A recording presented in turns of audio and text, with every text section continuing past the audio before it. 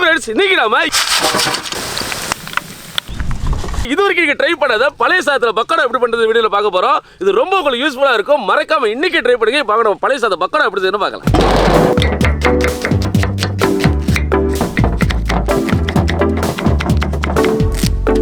பொதுவாக மதியம் சாப்பிட்டு மிச்சமான சாதத்தை நைட்டு சாப்பிடுவோம். அப்படிலாம் தண்ணி ஊற்றி மறுநாள் இல்லைன்னா ஃப்ரிட்ஜில் வச்சு சாப்பிடுவோம். ஆனால் அந்த மாதிரிலாம் இல்லாமல் அன்னைக்கு சாயந்தரமே அந்த சாதத்தை பக்கோடாவை மாற்றலாம். குழந்தைங்க பெரியவங்களுக்கு எல்லாருக்கும் ரொம்ப பிடிக்கும். இப்போ நம்ம ஸ்டெப் பை ஸ்டெப் பார்க்கலாம். நான் எடுத்துக்கிறது பார்த்தீங்கன்னா 2 பேர் சாப்பிட்ற மாதிரி அளவுள்ள சாதம். இப்போ அதை நல்லா பிசைஞ்சு எடுத்துக்கலாம்.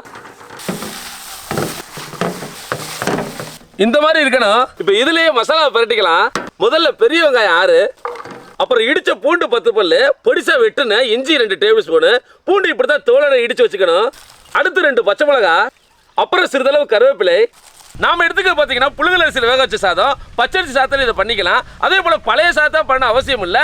செய்யணும்னு தோணுச்சுன்னா சுடு சாதத்தில் இதை பண்ணிக்கலாம். இப்போ காஷ்மீர் மிளகாத்தூள் 1.5 டேபிள் ஸ்பூன். காஷ்மீர் மிளகாத்தூள் கலர் கொடுக்கும். நார்மல் மிளகாத்தூள் இருந்தால் 1 டேபிள் ஸ்பூன் போட்டால் போதும். அடுத்து 1/4 டேபிள் ஸ்பூன் பெருங்காயத்தூள், அப்புறம் 1/2 டேபிள் ஸ்பூன் சோம்பு. இதை கசக்கி போட்டுக்கோங்க. இப்போ அரிசி மாவு, கார்ன்ஃப்ளவர் மாவு 2 டேபிள் ஸ்பூன், கடலை மாவு 6 டேபிள் ஸ்பூன் இதுங்களை போட்டுக்கலாம். கடைசியாக தேவையான உப்பு.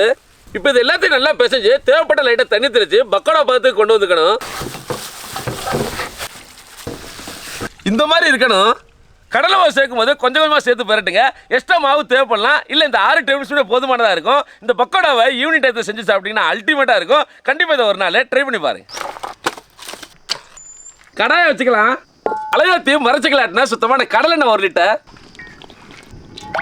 எண்ணெய் சூடாயிருச்சு. இப்போ கையில் பக்கோடா போடுறதுக்கு முன்னாடி லைட்டாக எண்ணெய் தடவி கொஞ்சம் கொஞ்சமாக போட்டு பொரிச்சு எடுத்துக்கோங்க.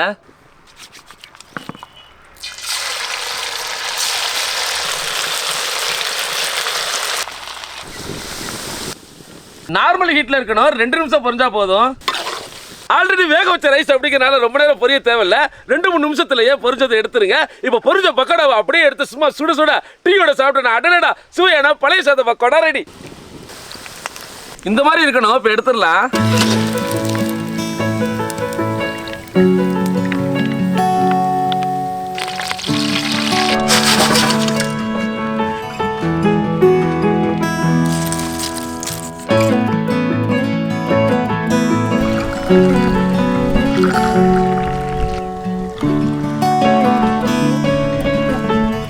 பழைய சாத பக்கோடா ரெடி ஆச்சு. இப்போ நம்ம டேஸ்ட் பண்ணலாம்.